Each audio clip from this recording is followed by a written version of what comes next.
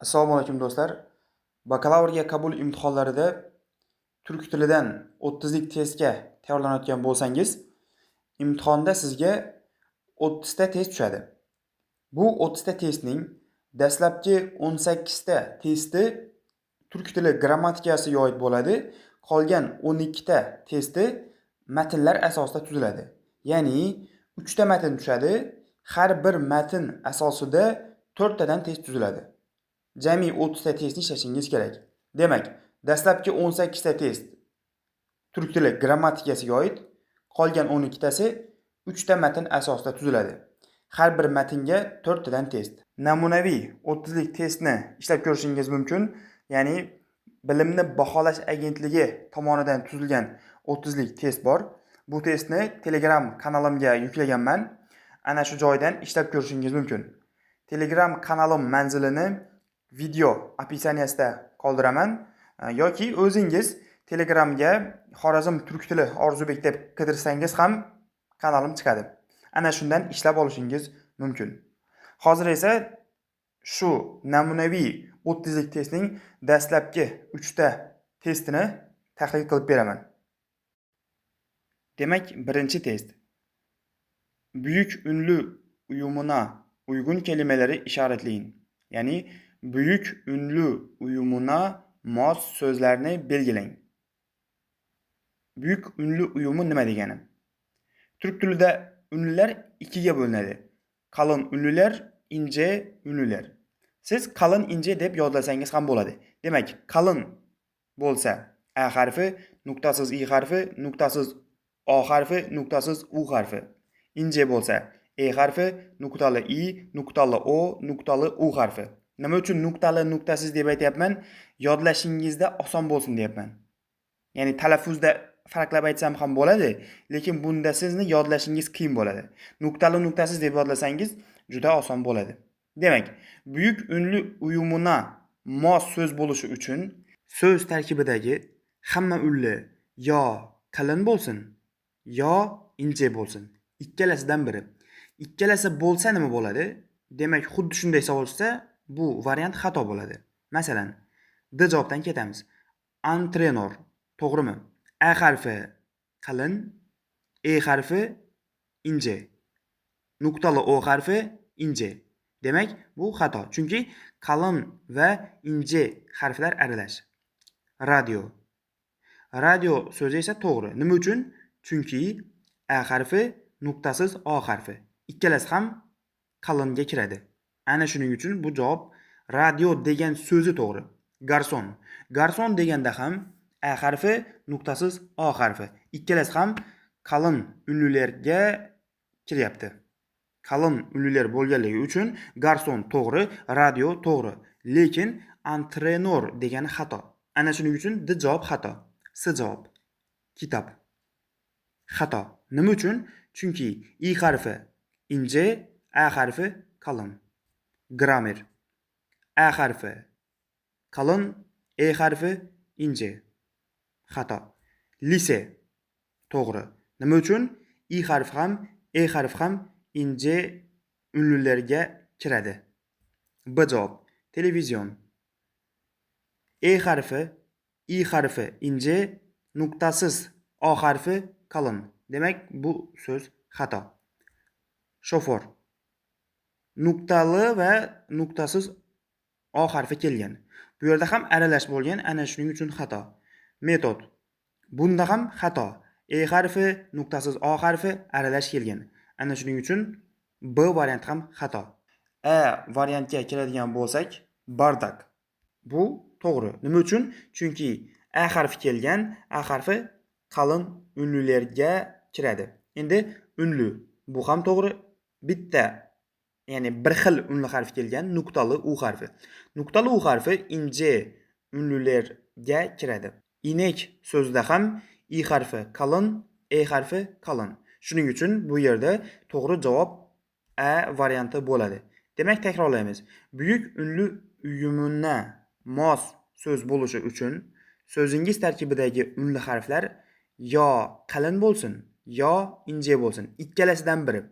Aralashtirmasligingiz kerak. Aralashdimi, So'zingizda ham qalin, ham ince unli harflar bormi? Demak, bu variant xato. Ya'ni büyük unli uyumuna kirmaydi. Reklamadan keyin ikkinchi, uchinchi savollarga o'tamiz. Turk tili kurslarim mavjud. Offline va online kurslar.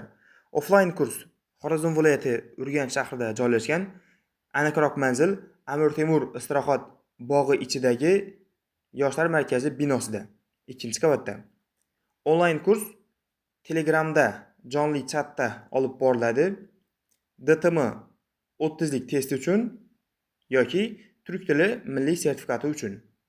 Ikkala holatda ham kurs narxi 1 oy uchun 300 ming so'mni tashkil qiladi. Ikkinchi test. Unli ile başlayan eklenince son sert unsuzu yumuşayan kelimeleri bulun. Ya'ni unli bilan boshlangan qo'shimcha qo'shilganda oxirgi qattiq undoshi o'zgargan so'zlarni toping. To'g'ri javob yozuvining ostida P harfining B ga aylanishi, T harfining D ga aylanishi, Ch ning J ga, K harfining ko'p holatlarda G harfiga, ba'zi holatlarda G harfiga aylanishiga misol. Xo'sh, bu degani nima degani? Agar so'zingiz P bilan, T harfi bilan, Ch harfi bilan, K harfi bilan tugasa va uning ortidan unli bilan boshlanadigan qo'shimcha qo'shsangiz, ana shu holatda P harfingiz B ga, T harfingiz D ga, Ch harfingiz J ga, K harfingiz ko'p holatlarda G harfiga, ba'zi holatlarda G harfiga almashadi. Bu testda mana shunday so'zlarni so'rayapti. D javobdan boshlaymiz. Ach, ich, at. Bu 3ta so'zda ham birorta harf o'zgarmaydi. Ya'ni ach, masalan, ochyapman demoqchi bo'lsak, ya'ni ach fe'liga hozirgi zamon qo'shimchasini qo'shsak, shimdiki zamon. Achiyor bo'lsa, bu yerda ajiyor bo'lmaydi. Achiyor bo'ladi. Demak, ch ga almashmadi. Ich bo'lsa, ichmoq fe'li bo'lsa, ichyapman desak. Ichiyorum. Bunda ham ijiyorum demayapmiz, ichiyorum bo'ladi. Ya'ni ch ga almashmadi. At so'zida ham T harfi D ga almashmaydi. At so'zi amonim bo'lsa ham, ya'ni ham fe'l, ham hayvon ma'nosida kelsa ham, unga unli bilan boshlanadigan qo'shimcha qo'ysangiz, baribir ham T harfi D ga almashmaydi. Ana shuning uchun D javob xato. S javob. Raqamlar ketgan, ya'ni 3 raqami, 4 raqami, 40 raqami. Bu yerda faqat bittasi o'zgaradi, 4 raqami, ya'ni 4 bo'lsa, 4-chi deb aytmoqchi bo'lsangiz, 4-chi emas, 4-chi bo'ladi. Ya'ni ana shu joydagi T harfi D ga almashadi. Ana shuning uchun S javobdagi faqat bitta so'z to'g'ri, qolgan ikkitasi xato. B javob. To'p, ip, soch. Bunda birorta so'z ham almashmaydi. Masalan, to'p so'zidagi P B ga, ip so'zidagi P B ga, soch so'zidagi Ch J ga almashmaydi. O'zi odatda shunday bir qoida ham mavjud. Bir bo'g'inli so'zlar ko'p holatlarda almashmaydi. Masalan, bir bo'g'inni qanday bilamiz desangiz, so'zingizda qancha unli harf bo'lsa, shuncha bo'g'in bor. Bitta unli harf bo'ldimi, demak u bir bo'g'inli. Bir bo'g'inli bo'ldimi, katta ehtimol bilan uning oxirgi, ya'ni undosh bilan tugaydi. U undosh ham P bilan tugasa B ga almashmaydi. T bilan tugasa D ga almashmaydi. Ch bilan tugasa J ga, K bilan tugasa ko'p holatlarda G ga, ba'zi holatlarda G harfiga almashmaydi. Lekin hamma holatlarda emas, ko'p holatlarda. A javobda esa barcha 3 so'z ham almashadi. Ana shuning uchun A javob to'g'ri. 3-test. Hangi cümlede ler, lar eki çokluk anlamını vermiştir? Qaysi gapda lar qo'shimchasi ko'plik ma'nosida kelgan? Lar qo'shimchasi ko'plik ma'nosida, yo'nalish ma'nosida, hurmat ma'nosida, umumiylik ma'nosida ham kelishi mumkin. D javob. O'zbeklar çok konukseverdir. Ya'ni o'zbeklar juda mehmondo'st.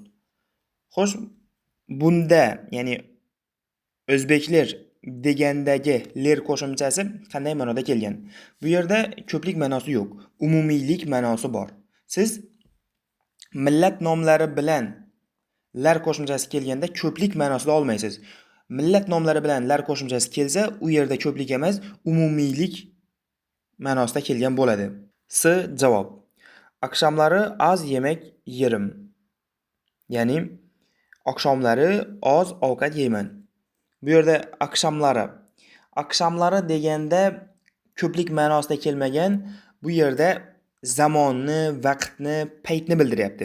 Ana shuning uchun ham siz variantni ola olmaysiz. Javob. Yarın amcamlara gideceğiz. Ya'ni amcamlara. Bu yerda amcamlara deganda, ya'ni amakimlarga yoki amakimlarnikiga deb aytmoqchi. Bu yerda ko'pincha yo'nalish vazifasini ham bajaryapti, lekin hurmat ham bor. Asosan yo'nalish vazifasida kelyapti. Bu yerdagi lar qo'shimchasi ko'plik ma'nosida emas. Shuning uchun B javob ham xato. A javob. İnsanlar her zaman birbirine yardım etmeli. İnsanlar har doim bir-biriga yordam qilish kerak. İnsanlar. Mana bu yerda aniq, tiniq lar qo'shimchasi ko'plik ma'nosida kelgan. Ana shuning uchun ham javob A varianti bo'ladi. Turk tili bo'yicha savolingiz bo'lsa, bemalol murojaat qilishingiz mumkin.